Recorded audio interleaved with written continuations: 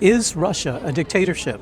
Is Putin a dictator? Is there an evil man with imperialist ideas behind these Kremlin walls?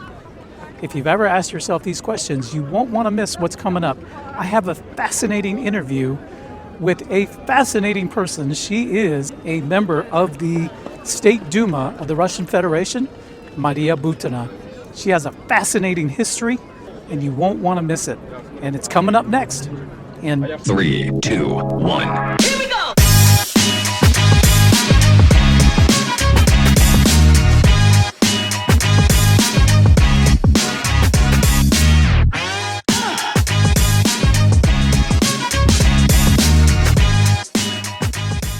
Today, I'm thrilled to introduce my guest, Maria Butina, a fascinating figure who's currently a member of Russia's State Duma. Maria's story is anything but ordinary. Back in 2018, she made headlines in the United States when she was arrested and later convicted for acting as an unregistered foreign agent. After serving time, she returned to Russia, where she channeled her experiences into her compelling book, Prison Diary, offering a raw, first-hand look at her journey. Now, as a lawmaker, Maria's taken on a new mission. She's leading a personal campaign to help Westerners who cherish traditional family values relocate to Russia, inviting them to find a home in a country she believes aligns with their ideals. Hey everyone, this is the Dunn family in Yekaterinburg. We're just wanted to shout out the team of Maria Butina and Braden Consulting for helping push our temporary residency packages through. I know we had a lot of ups and downs, but they really got the job done. So we just wanted to, show our thanks and gratitude for everything. Maria, it's an honor to have you here. Welcome. Well, should I say здравствуйте? Здравствуйте. Oh, very nice Russian. Thank you for having me here. I'm very excited to talk about the past and the future, but I will correct you on something. Well, I did not make the headlines. They did make headlines on my name. That's a different thing. So it was quite an experience that I don't wish anyone to have, either in the U.S. or in any other country, because prison time is a big challenge, and it's a big test for your faith. And I hope I passed it. Well, we shall see in the future. Yes, thank you for that. And we'll go over part of your story when we're talking about your book, Prison Diary, which I've already started to read, and it's fascinating, but I wish I could just read it straight through, but yeah, it's a very, very fascinating story. And at the same time, it gives me chills because I can feel what you went through. And it's a very, very personal story, and look for it at your bookstore. It's a worthwhile read. Well, how about we make it free, just for your social networks? We will have a code that people can just use, a QR code or something, and just download it. I will do it just for you. So Wow. People don't need to go to the bookstore and pay and try to find it. It will be here just for your channel, just free. There you go. You've heard it right here. We'll have a code down in the description where you can download Prison Diary. You won't regret it. You won't regret it. Thank you so much for that. You're welcome. Thank you. Well, Maria, recently I had a viewer ask in one of my live streams, is Russia a dictatorship? And of course, as an American, I've heard this repeated constantly in the media from members in our government. We hear it on the news, we hear it in movies, we see it everywhere. Russia's a dictatorship. Putin's a dictator. He wants to bring back the Soviet Union. He wants to expand beyond the borders and take over Europe. We hear all of this hysteria, that I call it, because living here in Russia, I just don't see it. So I answered the viewer's question, but I thought, if I answer this question, I'm just an American who's living here in Russia, and of course they're going to see me as, well, he's just propaganda. So I thought I would reach out to your office and ask, what better person to answer this question than a member of the Russian Federation government, the State Duma. So thank you for agreeing to this interview, and welcome to the Moscow Photographer channel. So I will just get into the question and ask, is Russia a dictatorship? Well, believe it or not, neither you or me are perfect people to answer, because the perfect person to answer to this question is the person who came to Russia to visit and saw everything with his or her own eyes. That's what I would love people to do. Is like people might don't believe me because, well, I'm a part of Russian government. All right, they maybe don't believe you, but for me it's very strange because you are an American living in Russia, so you probably know better. But okay, maybe they think you are hostage here. I mean, whatever. I don't know. And there are a bunch of KGB guys behind the curtains, and they, you have this all long-barreled guns everywhere. But okay, but just check for other people. Not just Americans, but also Italians and French and Germans and many, many others who moved to Russia and they choose Russia as their home. Why did they do so? And again, you just mentioned Hollywood movies and all this stuff. Well, I would prefer to see things beyond the headlines. Meaning, when I have something as a fact and somebody tries to push to me something, in my mind, I ask myself, who is doing this? Mm-hmm. And the most important question is why? Why if all the Hollywood and all the media in the West are working so hard to get you think that Russia is a dictatorship, does it make it so? No. And why do they invest so much to actually make you believe? Well, that's kind of strange. So here's what I do when I don't know something, because in today's world, it's very hard to trust to anything, knowing how this AI is working now, when you hardly could define what is true, what is not. You have to actually take an effort to search for something. I remember there was a movie in the States. I was living in the States those days, Beauty and the Beast. Mm-hmm. That was the first time when they showed the beast as an artificial, AI formed. And I remember I was with my boyfriend. It was in Sioux Falls, South Dakota. And so we go outside of their movie theater, and I look at him and I say, listen, I think we are in the revolutionary times. And he says, why? I said, because I do believe that this beast is real. My brain cannot define that it is not. The first movie that was made using all these, somewhat, dolls or whatever, was the movie The Jurassic Park. Mm-hmm. You probably remember. I remember. Watch it back now. It's so funny. You actually can see that this is computer graphics, but not anymore. When you go online, all these deep fakes and this neural people that could be formed and drawn by artificial intelligence, they move.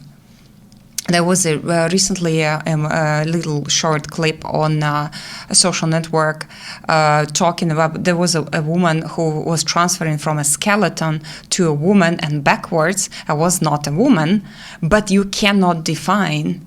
So here's what I think is still real, is when you see something with your own eyes and you can actually, physically touch it. So if someone wants to know what is Russia, how about you come and see? I just don't like when somebody forms my mind. It doesn't matter who it is. Russian government, American government, European government, Chinese government, doesn't matter. How about you verify? Don't just trust, but also verify. That would be my probably best advice. And to you as a journalist, as a blogger, I would suggest to talk to other foreigners. Maybe, and don't have the KGB guys behind, okay?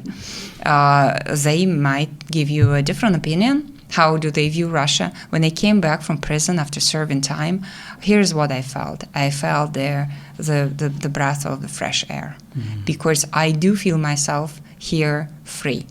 Well, and sometimes, believe it or not, and you know it in Russia, sometimes you think, well, it seems to be too much freedom actually, because what people talk here, oh my gosh. Well, we should be protective of ourselves, but, well, this is what is freedom of speech, I guess. That's exactly what I've told my friends and family back in the States. They say, what is Russia like? And I said, well, it's a lot like the United States, but better. And they say, well, how is it better? I said, it's really difficult to articulate in words. You just have to come and visit, feel it. Russia is something that not only do you see, but it's something you experience and you feel. And that feeling is freedom. And it's so difficult for me to explain it to another person. I invite you to come and visit. So I've always been a proponent for people to come visit Russia, because I think that is probably the way to change people's minds and to deprogram them from whatever propaganda or biases they may have had in the past. Come see it for yourself. Well, and let me be one of your commentators. This is what I get very frequently. They say, "Can I visit Russia?" Well, this is a question to you, because I guess you can help to... Absolutely. But what do you do? So I operate a website called End Business, worryfreerussia.com. And what I do is provide information to people who want to come visit Russia. What do you need? What types of visas? What can you expect? So for the record, I had no clue about this. We just met and you told me about it. So there are no KGB guys behind. No I had KGB no behind clue. them. Okay, and when people sign up, what should they do? So what I offer is I offer consultations, usually by phone or by Zoom or Skype, because most of my customers are in the West. And they ask questions. So they can ask questions about, what do I need? What's it like? What about hotels, apartments? All the questions you may have about visiting Russia, you can ask from an American who, one, speaks your same language, two, understands exactly the fears or the biases or the hesitation that you have as an American visiting Russia. And if you would like personal service, personal concierge when you arrive in Russia, you can be greeted by me at the airport, where I will escort you to your hotel. I can help you navigate Russia, learn the public transport system in Moscow, which is like second to none anywhere in the world. And so you can have a friendly face and a personal VIP service for that. And you can find that at worryfreerussia.com. We'll have links down in the description for that. Well, I will sign up. Well, sorry, I'm not coming from the States. In fact, I cannot go to the United States I have a life ban now. Oh, well, gosh. but actually, who knows? I mean, with Trump, who knows? And if they lift it, well, why not? Like, I don't hate the United States. I think the U.S. is a great country. And that was a time of darkness. And hopefully we're going to the time of light, but we shall see. Like, I'm quite moderately optimistic to the negotiations, and I hope that it's going to be okay soon. I wanted to ask you that question as we got further into the interview, but do you, obviously you feel some optimism and positivity in the relations between America and Russia becoming better. So what do you see from the public, from the citizens here in Russia? Are they skeptical? Are they optimistic as you are, or they're just kind of neutral? Well, somewhat. Well, look, we know that the U.S. and Russia are countries who are facing similar problems, let's say, and this is migrant problems, and this is economy issues, and there are so many things that we have in common. But here's what is important for me. So the majority of the Russians are Christians. The majority of people living in the U.S. are Christians, and I used to visit the National Prayer Breakfast in Washington, D.C., and we have here the National Prayer Breakfast as well. There was a Russian delegation this year under Trump going actually to the U.S. because people must talk. If we don't talk, we turn this world into ash. That's nobody wants to do that. Like Russians do not want to fight.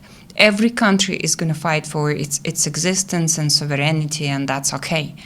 But it's better to be friends. Because look, I feel so sorry when we have all these issues between Russia and the United States while we could cooperate. When I studied in the U.S. at American University in Washington, D.C., my diploma was devoted to the joint mission of the U.S. and Russia going into space in the 80s. That because that in cooperation, it's all in cooperation, especially, look, we have a common denominator. A common denominator is God. We all believe in Jesus. And that's the most important point. Do I miss Americans? Actually, I do not, because I have so many of you guys here. There are so many people now who move from the United States to Russia that we have here all this little Russian, French, Italian, American, German community. And we have our meetings and we have our lunches and, dinners and everything. And despite of their denomination, we can pray together. We can, this is what Russia is now about. When we talk about traditional values, it's common for everyone. Like, come on. If we don't have families, we don't have people. Children could be only born if there are mother and father. That's it. And I want for my kids, you want for your kids, a great future. We want them good schools. We want them to grow and have their own kids and their own kids and so on. We don't want our graves to be destroyed, as it happens in Europe, unfortunately, now. And we don't want our monuments to be destroyed, because this is what forms great nations. Like, I've seen how America is devoted to its culture and its people, and it's very sad for me to see that now it's just gone. And the K-12 program that they have now in the U.S. is a disaster. So when we have people coming from Europe and the United States, we need to teach them like 2 years earlier than they actually should be at school, because they just don't have good education anymore. And here it's government paid, meaning if you move to Russia, your kids are gonna get free education. That's a lot. They're gonna get free medical assistance. That's a lot. Good medical. It's not about standing in a line for 3 months. It's about actually having it here. And look, we don't propagate. We don't say, oh, you must come to Russia. No, but if you're looking for the ark of salvation, if you want your family to be with you, to be happy, you just should find your home where it's safe. And it's safe here now. Well, it's hard for me to believe that I say so, because, we all remember the times of the USSR and all of that. But it's now a different Russia. Russia now is the Noah's Ark. And I see more and more people coming each day. I am responsible in the Yuma for this program. It definitely is a new Russia, because my first visit to Russia was in 2018. And now, some 7 years later, it's a different Russia today. And I would argue it's better, even with sanctions and the effect that those sanctions had on Russia to mobilize its industrial base, to mobilize like all hands on deck to make Russia great when the whole world was putting pressure on them, and then to see it rise to what it is now. It's amazing. And I feel fortunate that I have found myself here in this country, because I didn't leave Russia. I didn't leave the United States for political reasons or anything. I found love in Russia, and we decided to stay here because I could see a potential back in 2018 of what Russia could be. And now I'm seeing Russia birth itself into what I consider to be the capital of the multipolar world. It's like Phoenix. Look, how many years Russia exists? Hundreds and thousands of years. Like, come on. So you may have, we do have issues with bureaucracy, and there might be, people who disagree with certain things. That's fine. But we exist for so many years, and it somehow works. Well, I had a version recently that I've been thinking recent days of. a lot of this is about Christianity, because the Russian, especially Russian Orthodox Church and other Christian denominations, they constantly keep praying. In every single little corner of Russia, there is a church, and churches, that you know it, are open 24/7. The doors are never, ever closed. You will always come inside, you will always take a candle, and you can just stay alone with God, always. That was a shock for me when I came to New York 5 years ago, when I was, before all the story, and we were in the Times Square, and there is a great cathedral there. I don't remember the name, unfortunately. Beautiful. And I told to my friend, I said, listen, can we go in? He said, well, no, it's closed. And said, the church cannot be closed. Cannot be closed, because if I need help, it's the place for help. But the churches now in the U.S., they only work in certain hours. It's very common. But I need God all the time. Right. I don't need God for hours. It's an essential thing for my soul. So it was, for me, like, wow, okay. But it's not about coming to the service and donating money to the church to meet next week. No. Because people, I know, when I was in these certain circumstances in the U.S. prison, I know how you need God. And if you're free, and I was dreaming when I was in prison that I will see a little church again. I have my favorite one here in Russia. It's in Vladimirskaya Oblast. It's called Pokrova-na-Nerli. It's a church in the middle of the field that in spring you can actually only get there by boat, because it's, everywhere there is a big river, and except of this little church on the hill, it's all flooded with water, and I've take a boat. Yeah, it's beautiful. Beautiful. Inside, it's just a little white church. It has no paintings inside. It's very Ancient tiny. Church. Beautiful. That's what we are talking of. So here's some people. I read this just disgusting articles on the West saying like, oh, she's trying to get Westerners to Russia to make them some. No, I give people a chance to save their souls and their families and to go to their churches. We have Protestant churches, Catholic churches, anything. You just, guys, you go ahead. Because, the time is ticking, unfortunately, because it's in the Bible. It's said in the Bible that if you do not follow the rules, if you do all this LGBT whatever crazy stuff, it's going to be bad. I didn't say that. God said that. Absolutely, absolutely. And one of the things I find here in Russia is at an underlying core is common sense. Just common sense between people, common sense in the government. And yes, there is a thick bureaucracy. Yeah. I've experienced it as a foreigner. However, well, not as bad as Brazil. Not as bad. But I will tell you, it works. In the end, it works. The process works. But what I really admire and would like Westerners to experience in Russia is common sense. Just come and you'll feel it. You'll see it. And then what it did to me, Maria, I'll be completely honest with you, is it radicalized me. Because as an American, I would go back to America and say, why can't we have this here? We deserve this here. We're people just like Russians, and we pay our taxes, we work hard, we raise our families, we go to church, we want the same things. Why can't we have that here? We deserve it. Let me give you an example. I remember I was at the Freedom Fest in Las Vegas. And I go to the gym for many years very early. And so the gym was working from 7 a.m. And I came there like 5 minutes before 7. And everybody was in the gym, but they won't open the door for me. It's about common sense. In Russia, well, they may come late, but if they are there and they see you, the common sense tells open the door. Open the door. Because we are humans.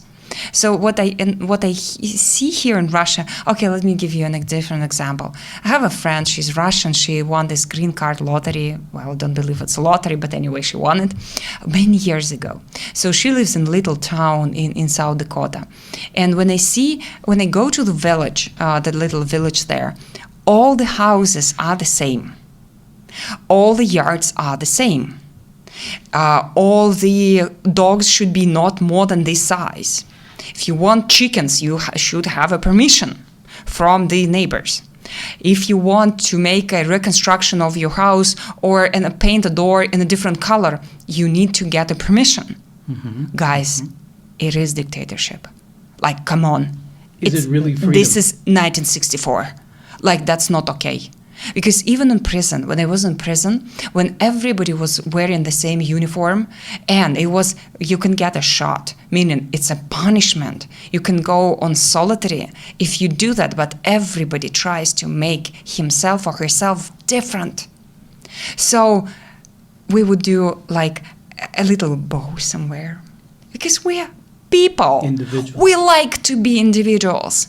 And when I came to my friend to this village, and I said, and she was doing chickens like under her house, and I said, what? That's a nonsense. I said, well, I didn't have a permission. They're gonna arrest me, and so on. That's a story of an American. Guys, wake up.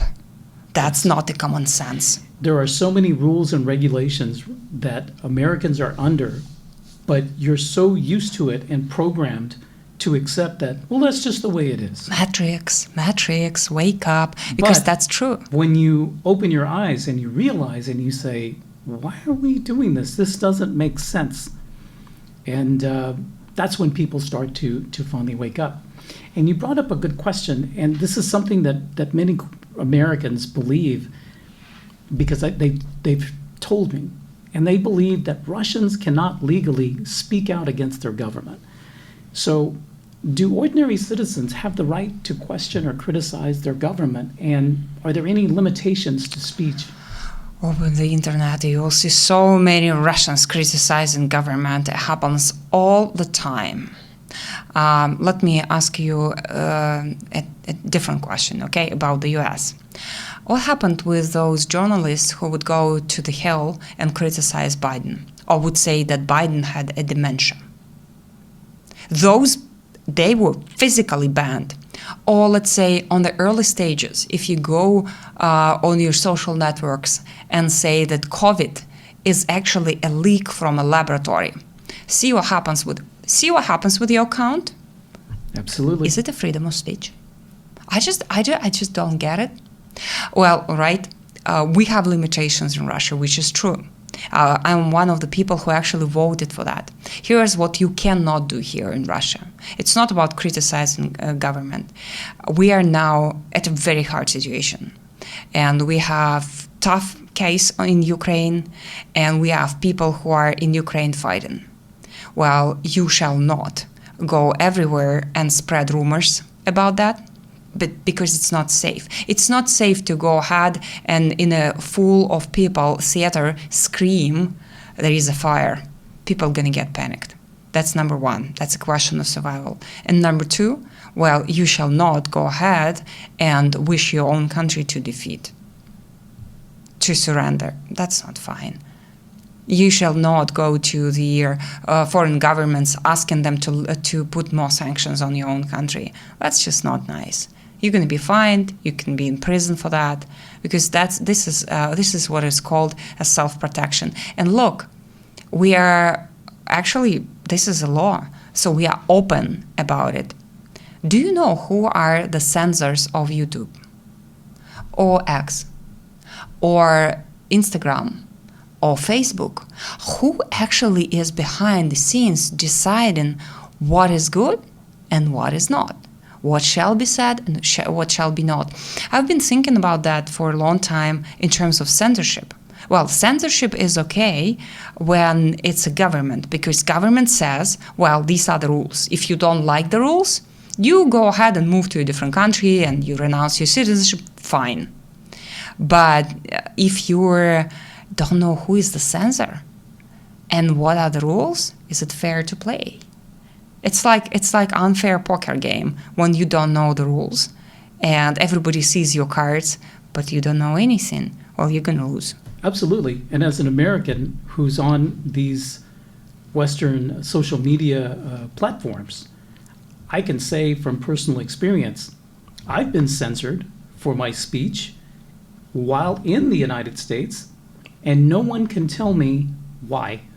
They And don't no answer. one can tell me who made that decision. So I have no way to hold someone accountable for restricting my rights. So that's freedom of speech. But one thing that I heard from you, Maria, when you were explaining about can Russians speak out and the laws surrounding that, it sounds like common sense. Yeah. It's just common sense.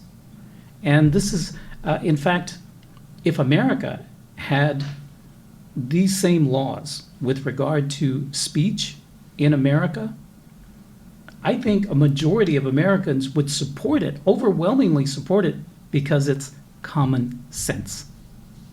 Yeah. I like it a lot because we are not the machines. We are not living in the factory.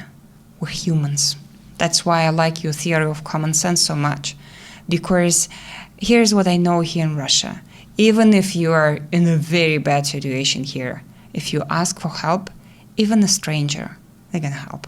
Especially to an American, because it's exotic. Oh, that's very interesting. They're gonna invite you and say, well, what are you doing here? People are not hostile. Not to each other, not to the foreigners. I know I work with foreigners every single day. So I had this NGO called Welcome to Russia. And basically what we do, we help people who want to move to Russia. And you can, get advice if you need to. And you can ask and just come to tour and something. Also, if you're, let's say, a blogger or a journalist who wants to discover Russia, you can absolutely contact me. You can contact me directly. How many congressmen do you know that let people to contact them directly via social networks? So you can text on Telegram. Exactly. You can text me. When I've told people that I'm speaking with a representative of the Russian Federation, been invited to meet, and also I extended this invitation for this interview. And I'm just a blogger, a foreign blogger who lives in Russia. But can I see this happening if I were in the United States? What would it take for me to get an interview with a representative or a senator? Good luck with that. Yeah, it's incredible. So Actually, I meet foreigners even who come to tour. So when you have your group of the people who go, I do it with French. I have a very good friend of mine. His name is Alexander Stefanesco. He is a person who, him. well, yeah, he does tours for French people. And recently they came and they had this dinner in a little restaurant on the Red Square. And he told them that, a representative of the State Duma, Maria Butina, she's going to come and greet you. They said, no way. They thought he's a liar. And then I came.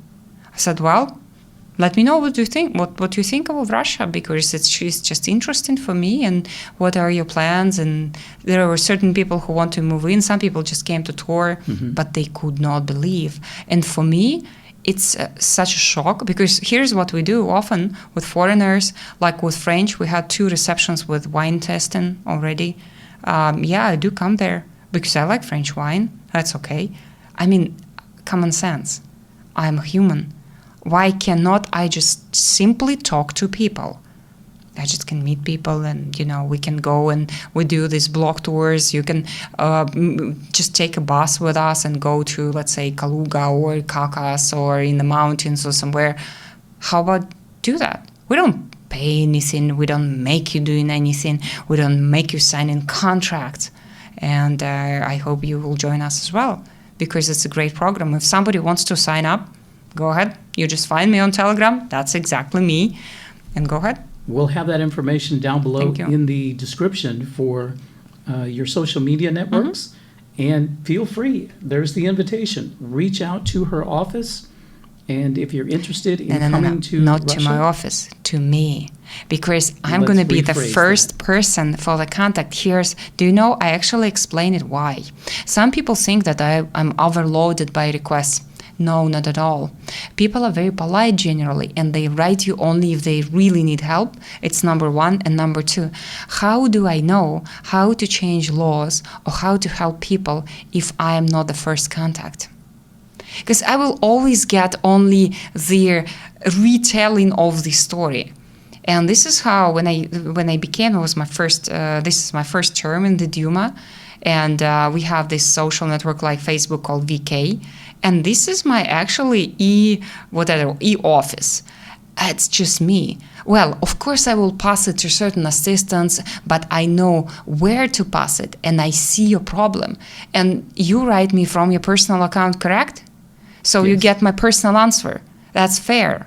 Well, if you would like to write to my office, you can go on the website and write to my office. But if you ask me personally, I must reply personally. Well, typically, there are some crazy people. Happens sometimes. Very rare, but happens. But then I will just tell you honestly, I cannot help and I'm not going to help. Sorry. That's okay. you heard it here. There's the clarification. We will have the links directly to Maria Butina down in the description. So, do we have time for a short question, or Sure. we can wrap it up? Sure. This is kind of talking about BRICS. Unless you have a KGB officer behind, and he tells you. Might be back there. Okay, might be better. Might be back there. Okay. So, Maria, the geopolitical landscape is changing, and Russia is at the forefront and firmly committed to BRICS. And we see more and more nations are seeking cooperation with the global south.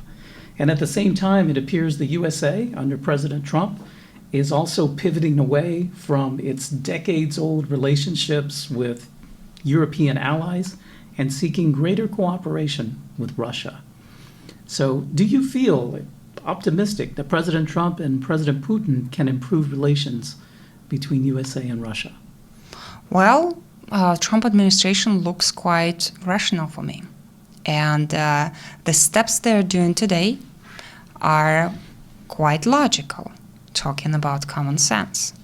Because, listen, common sense tells that there should be many strong nations. And if strong nations trade to each other, everybody benefits. Because if you are the only, player in the game, it's not interesting to play. Meaning the essence of trade, the essence of capitalism is when there is an exchange, constant exchange of goods. Because we invent something, we trade it, you invent something, you trade it, and that's how the world develops. Mm-hmm. This is how we invented money, to actually being able to exchange goods faster with a common denominator. That's okay. And I do believe that if Trump's administration is rational, they're going to do and sign agreement with Russia. Because Russia had been talking about this from day one. And we were talking that we are open to negotiations. So I do believe, but that's very important. But the U.S. should realize that this is a multipolar world. There are many countries. And this is like realpolitik. This is actually U.S. theory, and this is smart. So there are many nations, and those nations are all powers. It's like BRICS union, which says, well, we are all the countries, and we want to cooperate, we want to form a union. Okay. We are now talking, this is an interesting year now, because the United Nations is about to celebrate its 80th anniversary. And I'm a part of the celebration committee here in Russia. So I think that this is one of the pillars we should firmly stand for. Because we need a common ground, a common sense, and common interests. And then I believe that the world is going to be prosper and somewhat in peace. Because I'm not an illusionist or dreamer or something. People will always fight. But how about we do not involve ourselves in the Third World War when the costs are too high? So I believe there is a win-win combination between Russia and the U.S. Maria Butina, thank you for sharing your time with us. You're welcome.